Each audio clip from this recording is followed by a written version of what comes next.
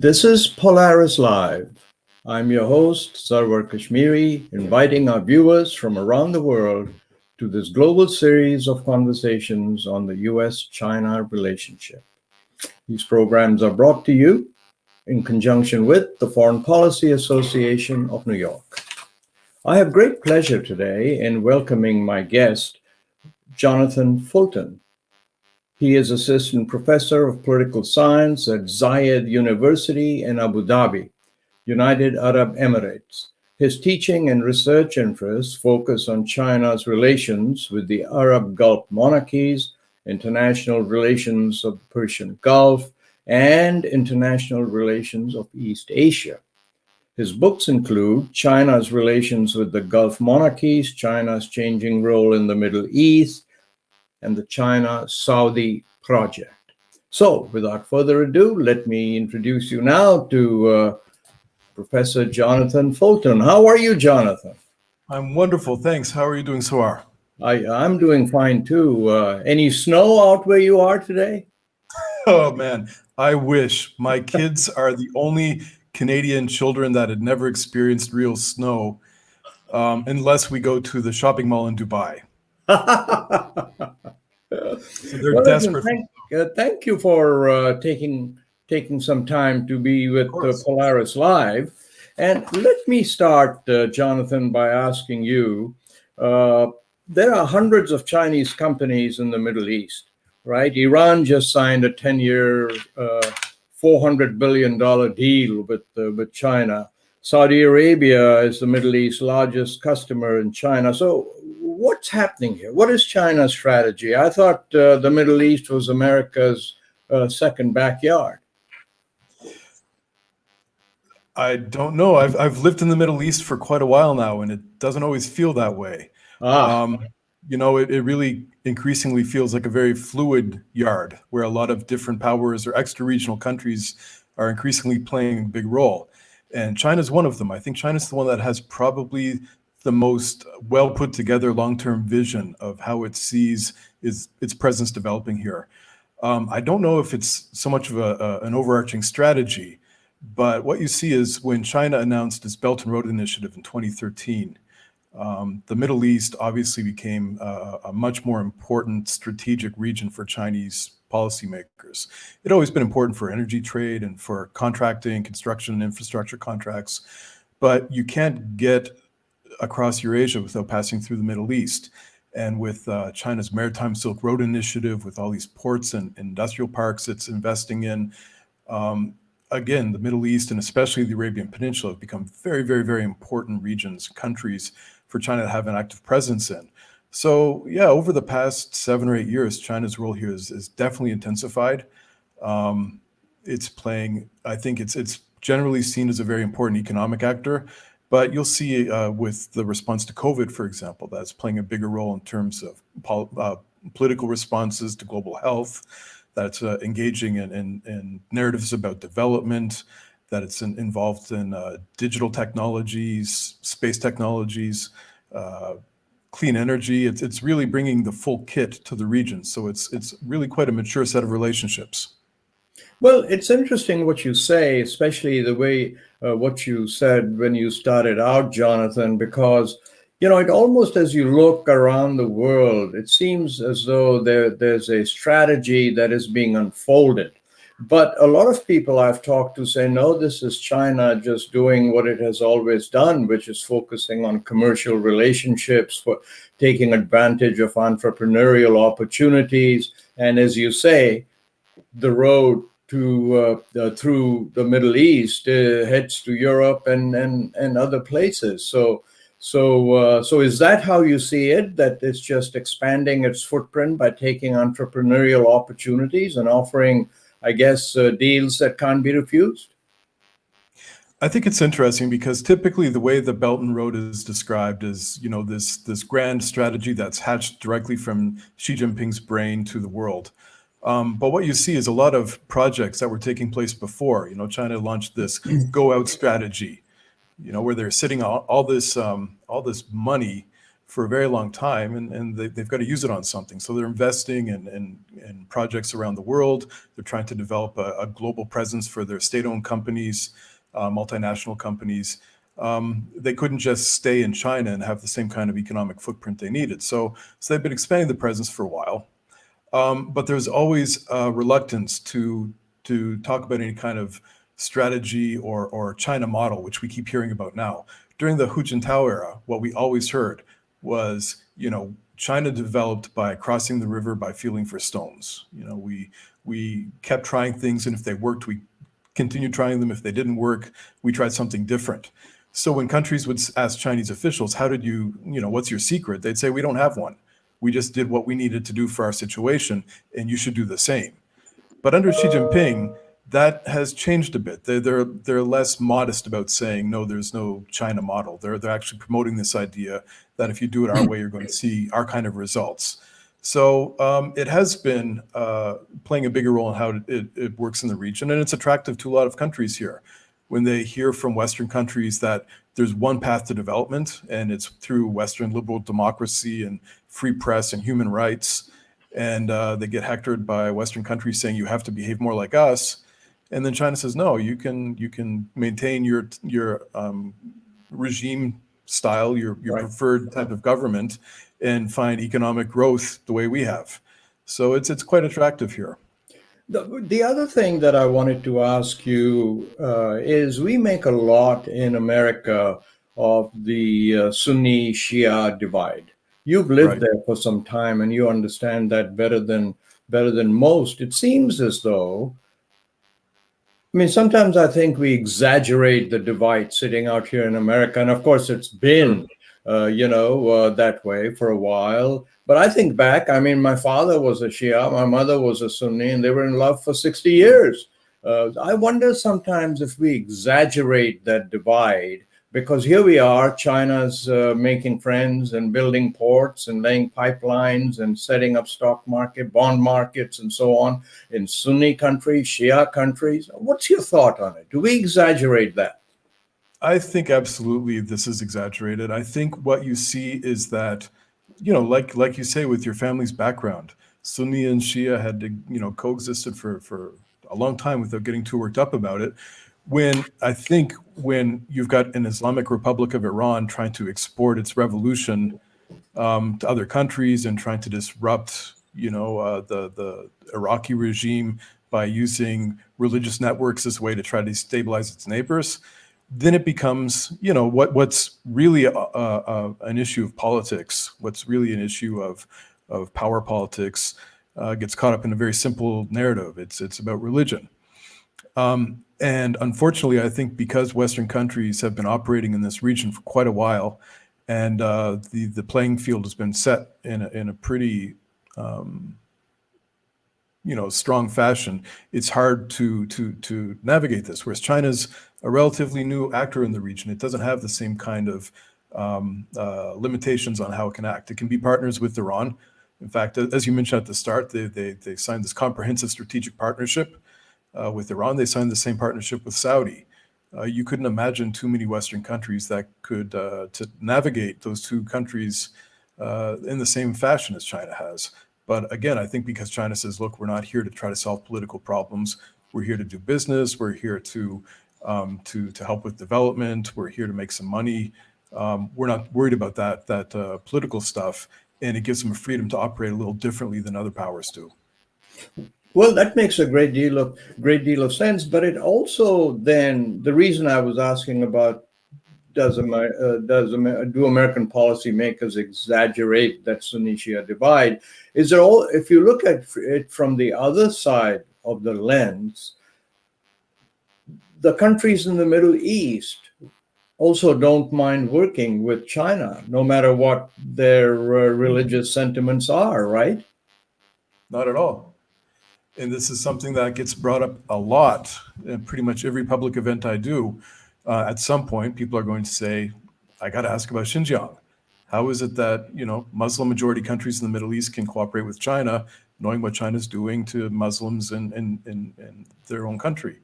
And this doesn't really seem to be much of a sticking point, I was going to ask you about that actually. I mean, the Muslim world seems to have been very silent on the accusation that China is massively violating human rights of its Muslim minority in Xinjiang, right? And I mean, some people call it genocide. I spend a fair amount of time in Canada, and I was there last month when the Parliament, passed a motion to condemn for genocide.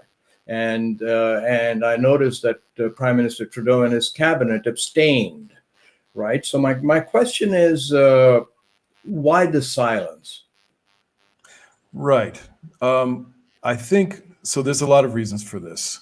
I think one reason is that when China talks to its Middle Eastern partners, they're describing what they're doing in Xinjiang as a response to an anti-statist ideology that they believe is pervasive in Xinjiang. Now, as a Western liberal, I don't necessarily, I shouldn't say I don't necessarily, I don't at all agree with what they're doing. But I can understand when China describes it in this way to say, look, we're dealing with a politicized version of Islam that is threatening the state. Whether or not you believe that's the case, that's how China's framing it. And you'll find a lot of countries in the Middle East have the same kind of difficult relationship with political Islam. You'll find a lot of countries in the Gulf, for example, that have designated the Muslim Brotherhood as a terrorist organization. This is, I think, one of the fundamental issues of politics in the Middle East is really this tension between political Islamist groups and different regimes around the region. So when China says this is our response to political Islam, a lot of countries around the Middle East will say, well, yeah, we have the same problems with this.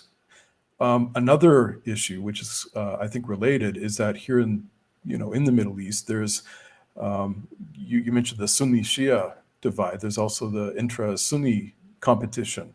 Is most obviously seen in the form of Turkey and Saudi Arabia having competing visions of how the Middle East should work, and both these countries kind of entered into a competition with each other, rivalry. I think why this is important is because the Uyghurs in Xinjiang are ethnically Turkic people. And this provides an easy out for a lot of countries in the region to say, look, if anybody should be doing anything about this, it's Erdogan. This is Turkey's problem. Why do we have to step up and solve this thing for him? He's making problems for us all over the place as it is. So it's a pretty complicated thing. I think one of my Arab friends said, look, every time a Christian is hurt somewhere in the world, does Italy have to solve it? Why is it our problem? And maybe that's a little cynical, but I can understand, that they're not really too willing to wade deeply into it. And the last thing I'd say about it is that it's not really an issue that's really getting the same kind of traction here. A lot of the media in the Middle East is state-owned. These are countries that, as I've said, don't really see this as in the same light as Western countries tend to. And so it's very rare that you see this being covered in the press. So a lot of people may not even know very much about the situation. What's also interesting, and I wanted you to, if you can, shed some light on it, is the China's Belt and Road Initiative development of the port of Haifa in Israel, and it's going on. The Americas objected to it very seriously. Israel and America are very close, as you know, allies. And the problem, as America sees it, is that our aircraft carriers and the Navy ships dock right next door to this port that the terminal that China is helping build. But Israel has simply poo-pooed the American objections and said, no, this is in Israel's interest, and that's what we're going to do. So do you see a wedge here being pushed by China between Israel and America? Do you think that what do you make of that? Yeah, I don't think it's going to be a wedge issue, and I think that you'll find a pretty diverse set of voices in Israel discussing this. So there have been a lot of political leaders that have said we really need to think more carefully about how we deal with China on digital issues, because it is something that a lot of countries haven't really engaged too deeply with yet. And we see that in a lot of countries that have signed contracts with Huawei to develop their 5G networks. That this is something, again, I mentioned 2013. China rolled out the Belt and Road in 2013, and then they announced this, what they call the 1+2+3 cooperation program for engaging with Arab countries. And this was rolled out in 2014. And one of the things it highlights is, each number in this equation is a different type of engagement. 1 is energy, 2 is trade and investment and infrastructure, and 3 is alternative energy and digital technologies and nuclear energy. And so digital technologies is something that they announced to the world in 2014 that they wanted to work more closely with Arab countries on this, and they have been. With Saudi, they've been implementing 5G networks to help crowd control during Hajj, when they have hundreds of thousands of people visiting all at once, and it's pretty a logistical nightmare. China's tech has been helping them manage this. So it's something that's been going on for quite a while, and the story really, I think, caught on around 2018. You start to see the Trump administration take issue with it. You'd hear Secretary Pompeo or National Security Advisor Bolton chiding a lot of U.S. allies and partners, saying you can't cooperate with China on this stuff and expect to have the same kind of security relationship with us that you have now, because we don't know what their networks are doing, because these companies are very secretive. And there is the widespread belief that Huawei is a tool of the state, and that there's a backdoor so that data may not be secure. Whatever. The idea is that if the U.S. is going to be bringing its navy into these ports, and these ports are being run by Chinese networks, then there's going to be a massive security issue for the U.S. Now, you asked if it's a wedge between Israel and the U.S. I don't think so, because when Secretary Pompeo visited Jerusalem or Tel Aviv back in May, this was one of the issues that came up. There was a desalination plant that a Chinese company looked like it was going to win the bid to put together for Israel, and U.S. officials made it very clear you can't cooperate with China on what we deem to be sensitive infrastructure, sensitive issues, and China didn't get the contract. In the case of a country like Israel, where the dependency is so heavy towards the U.S., I think Israel is not. They might use China as a hedge to say, look, Washington, give us what we want, or else we'll get it from China. But time and again, what we've seen is that's not realistic. The relationship between Israel and the U.S. is far too important for the Israelis to do that with. Other countries in the Middle East might not have the same kind of considerations. They might be more willing to actually try to balance the two. It's a very interesting dynamic. It is a really interesting dynamic, and I noticed that just this week, Zhang Jun, the permanent China's representative to the United Nations, really seemed to have some harsh words for Israel, right? Israel authorities should take necessary measures to prevent violence. He was talking about what's happening in Israel at the Al-Aqsa Mosque at this point. Threats and provocations against Muslim worshippers should stop. The historic status, holy sites in Jerusalem should always be upheld. China urges Israel to cease demolitions, evictions. It just seems as though, Jonathan, that China feels very comfortable doing what it wants to do and say what it wants to say, even with its commercial interests. I just think that's an interesting development.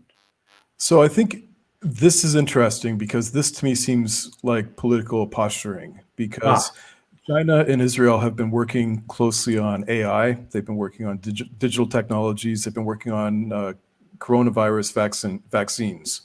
They're working on a lot of things.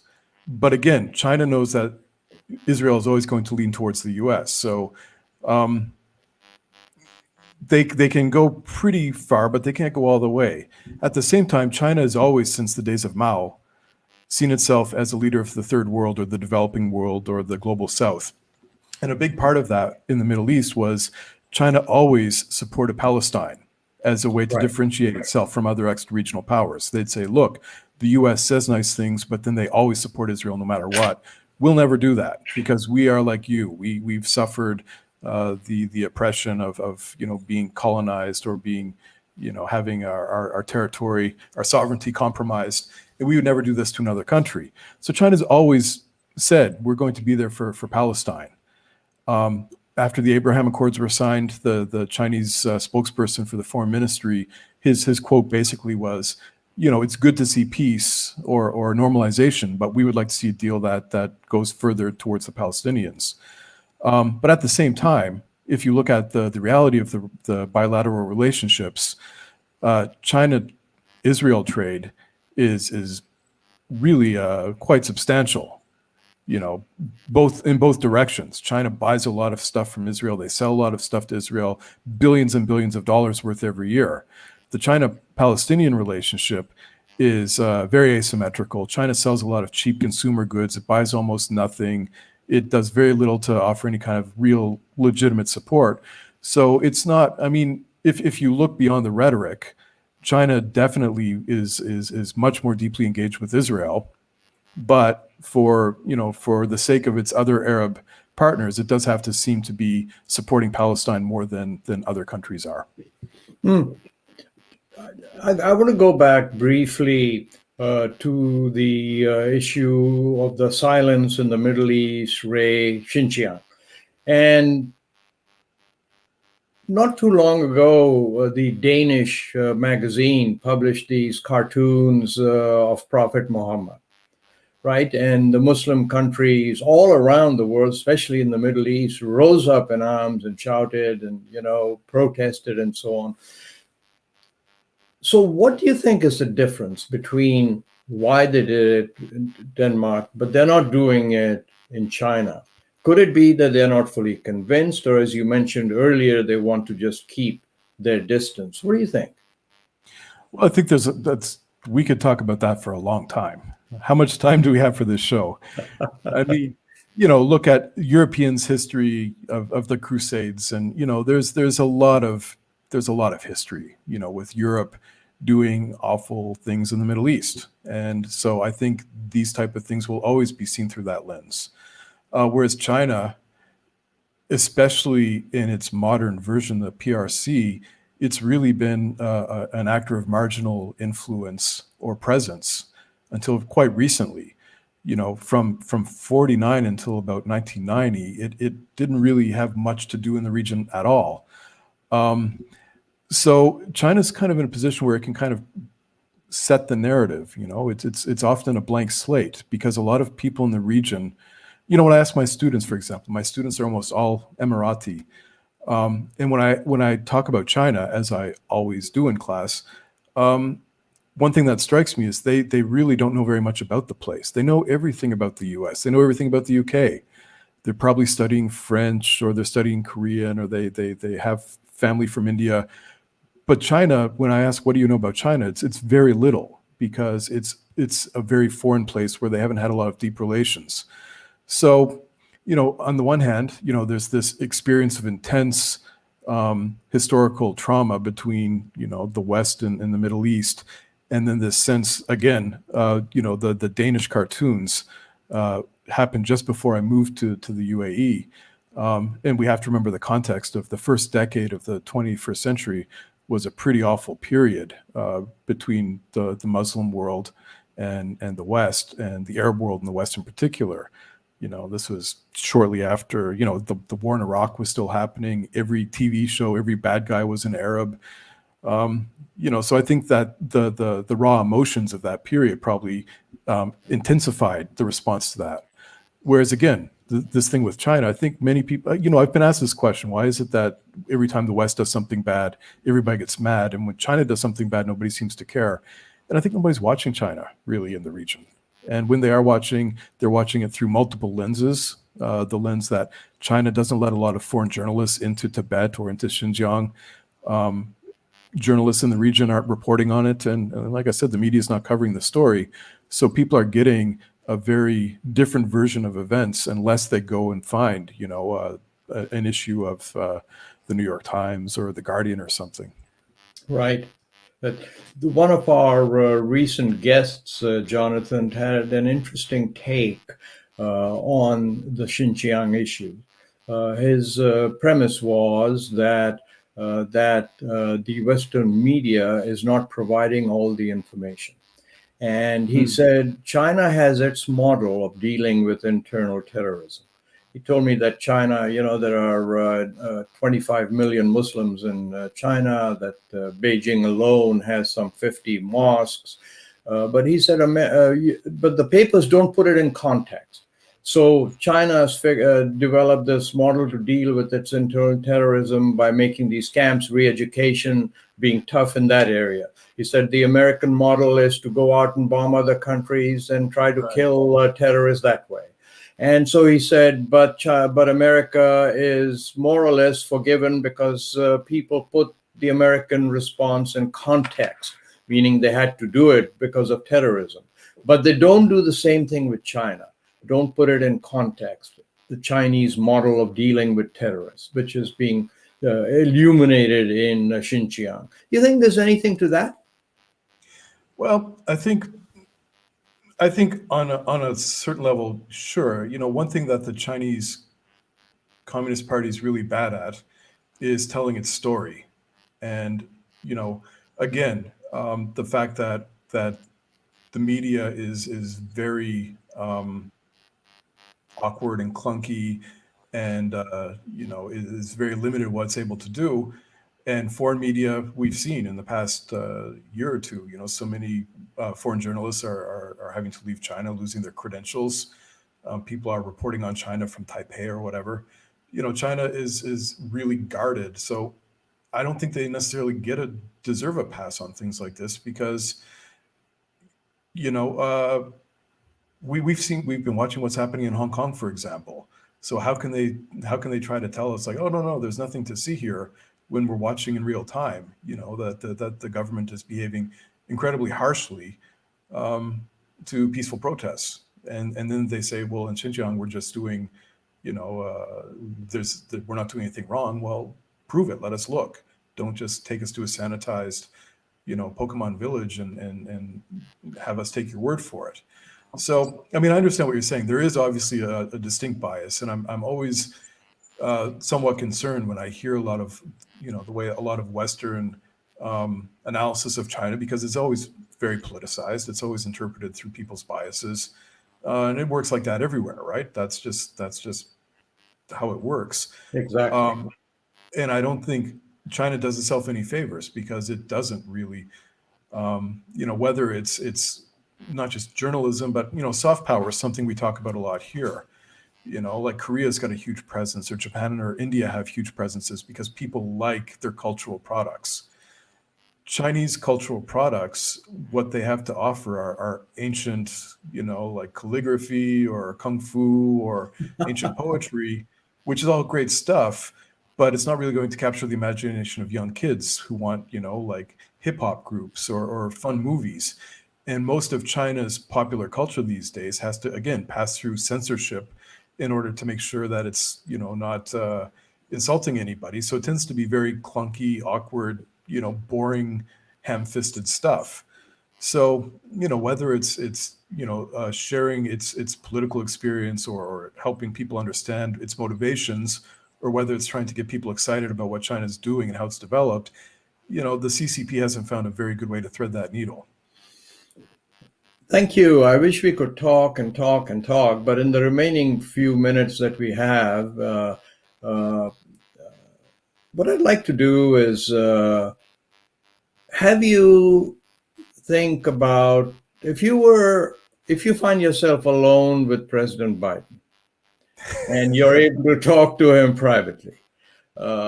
I'm interested in what are a couple of things that you would suggest to him, rate China, Middle East, BRI, because I think what we've been doing so far is simply poo-pooing BRI and say, oh, it's all a way to milk countries out of money and capture their ports when they can't pay back and so on. So I'm interested, if you were alone with him, what might you suggest? Well, a couple of provisos.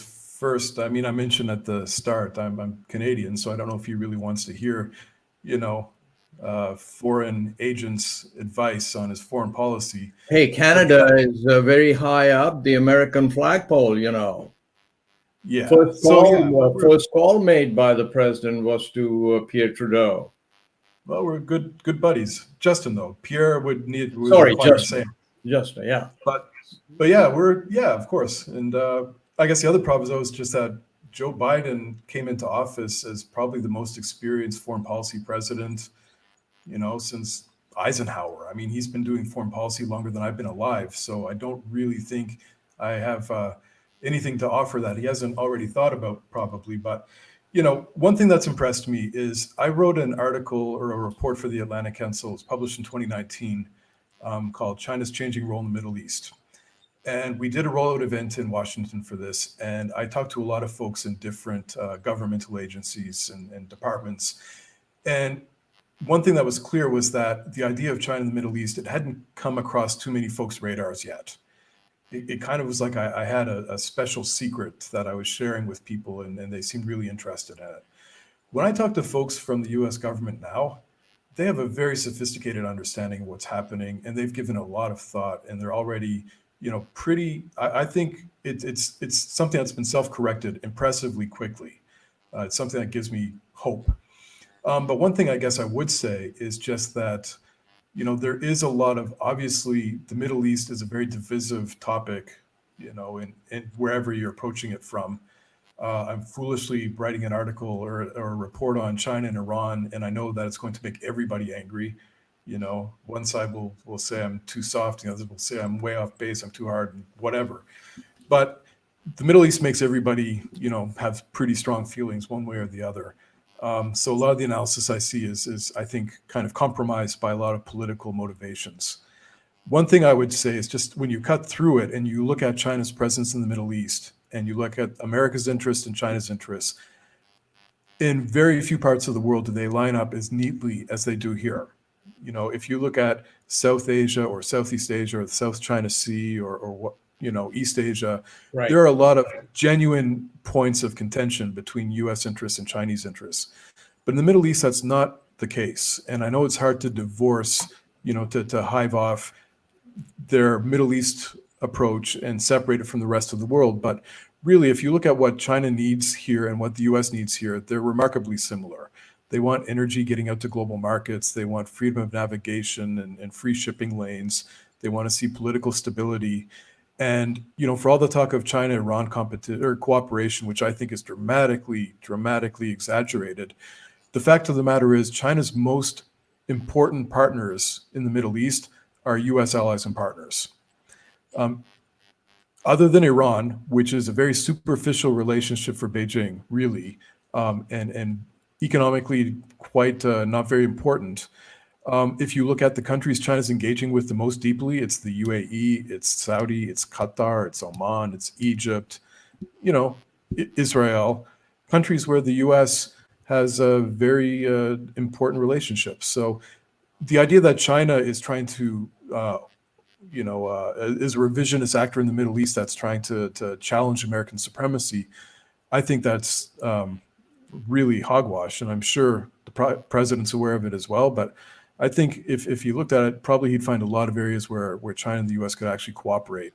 And I think the Iran negotiations for the JCPOA right now is one area where they probably are. So, Jonathan, in a minute or less, I have a question from one of our viewers that I want to ask you. And they're asking, is the world likely to see more Chinese peacekeepers deployed, in brackets invited, to hot areas in the Middle East? And I think this comes from the fact that China now is the largest contributor to the UN peacekeeping force. So have a shot at it, please, a minute or so. So there's a little lag there, but the question was, where does China have peacekeepers in the Middle East? No, they're saying, are we likely to see more Chinese Oh, peacekeepers in hot areas of the Middle East, seeing that they're now the largest contributor to the peacekeeping forces? right. So I think anything that falls under the United Nations, umbrella is something that China is going to want to be participating in. It gives them, the legitimacy of a great power that's acting in accordance with international commitments. Excuse me. I don't think you'll see China agreeing to work under a U.S. mandate, like in a U.S. maritime security, because they're not willing to support Right. what's obviously is U.S. unilateralism. But more peacekeepers under a U.S. command, I could absolutely see something like this happening. Professor Jonathan Fulton, we are in your debt. Thank you so much for taking this time to be with us. Well, thanks for the opportunity. It's I could do this all day. It's always a pleasure to talk China, Middle East with a curious audience and a learned moderator. Well, thank you for that too. So let me, we're run out of time, unfortunately. We could have gone on for a long time. This was the opening door to the Middle East and China that Professor Jonathan Fulton has helped us get into. So what I'd like to do is ask our viewers to please go to my website, kashmeri.com, where you will find a list of upcoming programs. You're welcome to register, subscribe, and I hope to see you again next Tuesday. Until then, goodbye.